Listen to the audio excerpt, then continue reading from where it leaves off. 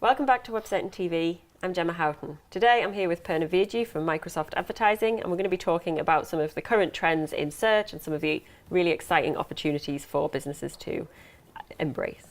Hi Purna, thank you for being here. Hi Gemma, thanks for having me. Pleasure. So from your perspective, you're obviously traveling around a lot, you're talking a lot about the different things going on. What do you think are the most exciting things for marketers and for businesses right now going on in digital?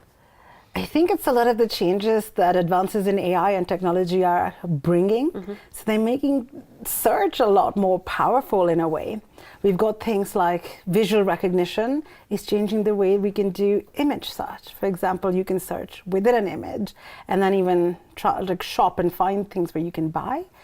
It's the speech and language related things, which is digital assistants or voice search or chatbots, actually, even more importantly. And then we have AI's ability to understand big data and pull together trends in a way that no human could. So it's leading to things that we already see with things like in-market audiences that are allowing people to reach the right person at a time that they're more likely to transact. So there's a lot of different elements there. So just start with the image search one, because that's something that I know has been developed quite recently, and it's kind of improving the abilities that it has. So you mentioned there, you can actually use an image to search for something without having to put a single keyword in. And that's something I talked about at Munich last year about visual searches. Is your camera your new search box? We can do this before. I can walk down the street, and if I really like the bag somebody's carrying and I don't know them, I can maybe take a picture and find it. So you don't have to use words to search. But something that Bing's really doing that no other search engine is doing is letting you do searches within an image.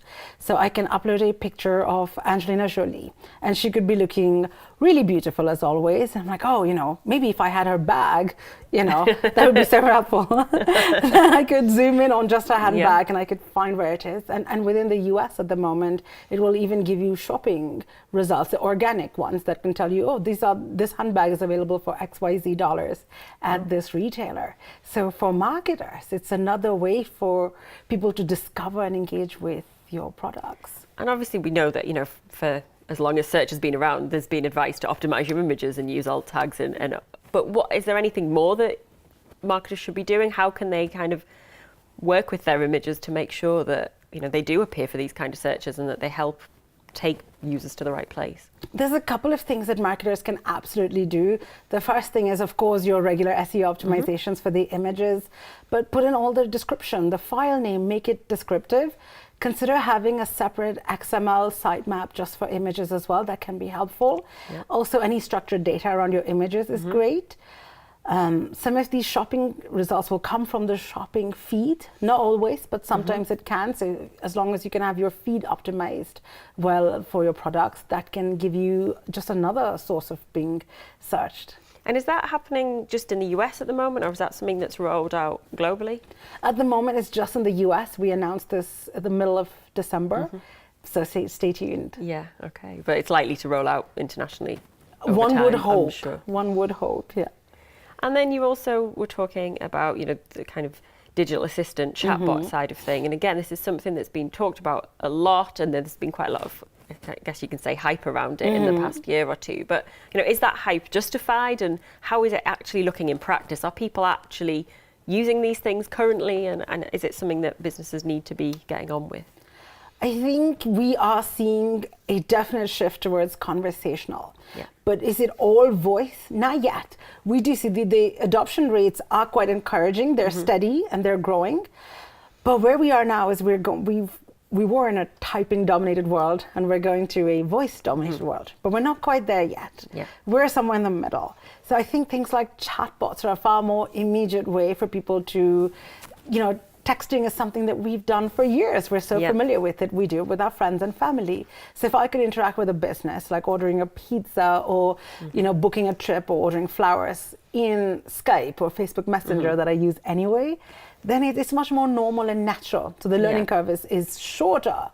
And the digital assistants are getting increasingly more intelligent. They're adding more skills. And then as we start using them more and more, we'll go more towards the voice search way. So what should brands and businesses be doing to optimize their content or change the way that they create content and create user experiences in order to kind of capitalize on these technologies and make sure that, you know, they're set up to deal with them?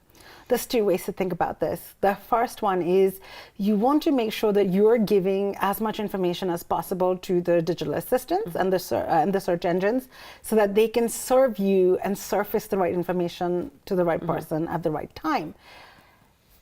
The tools to do this exist already. Again, structured data, optimizing for featured snippets, it's all the things that you'd want to do. You can do that now, and that can give you a big leg up. The other thing you want to think about is your content conversational as well? Like, are you having some of the answers to common questions people ask? People can look at the people also ask or the search suggestions to try to get insights and frame your content in a way that it also reads naturally, but it also, if it was read out by an assistant, like if Cortana was to read it out, does it sound natural and pleasing? So put more important information earlier and don't be too long-winded. And that's also a good point. Actually say it out loud and see how it sounds, because it's totally different when you read something compared to when you hear it. And actually, until you say it out loud, you can't really imagine how that would sound. I do that when I write as well for some of my articles. I actually read it out and I'm like, oh, okay, it sounds, you'll make edits if you do it that way. Yeah, it definitely makes it a bit clearer. And is it the case that, you know, all businesses need to kind of start developing their own chatbot and their own kind of chat facilities and conversational technology within their sites, or is that still something that's maybe not quite there yet in terms of a need that everyone should be doing it? I would recommend that businesses really look at ways that they can dip their toes in the water. The best place to start with the customer. Start with the audience. Like, talk to your customer service teams or observe the journey through CRM tools. How are people finding information? What are the pain points? Along any steps of the customer decision journey, are there ways that we can make a step more efficient? Can we remove friction? If the answer to any of them is yes, then you have a list of transactions that you get, or touch points that you can look at prioritizing for conversation. And if you can do that, then you have a starting place. And if we look at the way things are going and the trend, people are not expecting to go to the brands anymore. The brands need to come to where people are. And that's what technology like chatbots and visual search, and it's something at Bing we've always said, like, we're not going to wait for people to come to a browser and type in bing.com and type in a search. Bing needs to be where people are searching. So it's just an extension of sort of that type of thinking. Yeah, so it's thinking away from the typical, right, they come to this platform, they do this, or they go to that platform, do that. More just, what are people asking and how can I answer that regardless of where they're asking it? Exactly, I need to come to them, and those are the brands that will be so successful because you're removing any friction, you're easy to use, and it's empathetic, right? You're thinking of what would people really want to hear at that time. A great example I give is if I'm using my assistant to, say, transfer money between accounts at my bank, I would want my bank to warn me that, hey, Purna, if you did that, you'll actually go in the overdraft, your account will be negative. It would save me overdraft fees. Again, it's good thinking. So, and if it could do that, it would be far better than a website or an app. Yeah, and actually that kind of information is there. The data's there for that. Yeah. The setup, you know, actually to make it possible for them to do that. It's not complicated, really. It's a flag, right? Then we give them this message. But actually, like you say, the impact that can have is going to leave people with a very good feeling about a brand. Exactly, and we look at this, every kind of research company, from Forrester to e-consultancy, what they're saying is they don't really want brands to sell to them. They want to build a rapport, a relationship with the brands, and these are the companies that are going to succeed. And again, chatbots might be newer in the West, but if we look at Business Insider, they say 67% of people across the globe have used it for customer service in the last year. A lot of it coming from Asia. Yes, that is a large number, and that does suggest that, it's only going one way, really. Yeah. And of course, you know, we're talking about chatbots here and other things, but search is still fundamental. People do still go to a search engine and look for things. So what are the kind of latest things going on in search? What are the main areas, the real big wins that people can get when they're looking at how to optimize their sites for search? I think one of the biggest things that if anybody had to ask me, 2018, what's one thing I should do?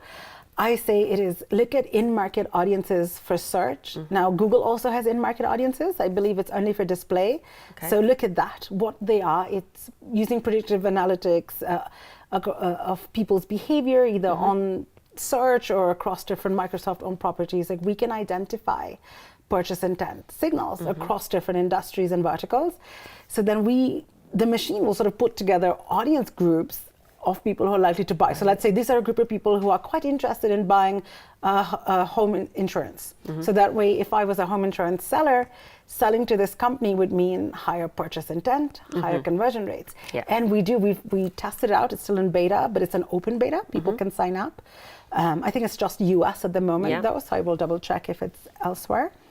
And the response has been amazing. We see across the board in all of the months of testing that everyone tends to see on average a huge lift in click-through rate as well as conversion rate. Yeah, and you just focus, it means you're focusing your attentions and your efforts on really relevant groups of people rather than a bit more of a broad approach that, you know, likely isn't going to work all the time. And what's easier is you even just add these audiences to your existing campaigns on paid search. So you don't even have to create brand new if you didn't have the bandwidth. If you added them on, give them a small bid modifier so they would preferentially show to these audiences, then I mean, you're going to see a much better result and your return on ad spend is so much improved. And it's something that's quite easy to test. I guess you can test that with quite a small amount with a small sector and see how it works and then build that up as you see it working and as more information comes in that way. Exactly, that's what we recommend people doing. Just add in a couple of campaigns, see how it's doing.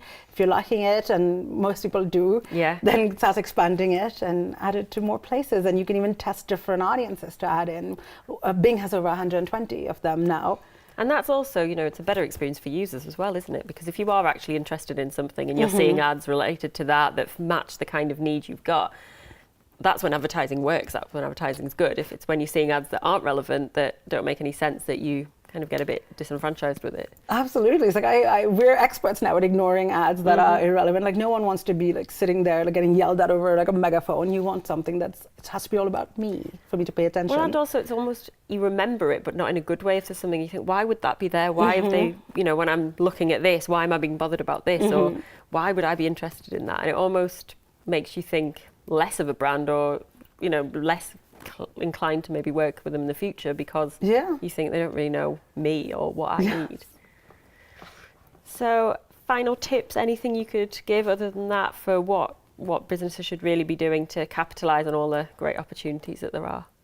I think the biggest tip would be don't be scared of this new technology. It's actually much simpler than most people realize on how to use it. There's lots of lovely tutorials on the web. For example, you can build a chatbot in less than 10 minutes with a tool called QAmaker.ai, for example. There's Larry Kim has a WYSIWYG editor called Mobile Monkey. Or there's tons of stuff that is quite easy to do. So if you gave yourself maybe just 30 minutes to go and like just poke around 1 week, you'll find that it's much simpler than you think to get started. Yeah, you don't have to book in a team of developers for 2 years to get this stuff happening. Exactly. Great, so everyone should give it a try and see what happens.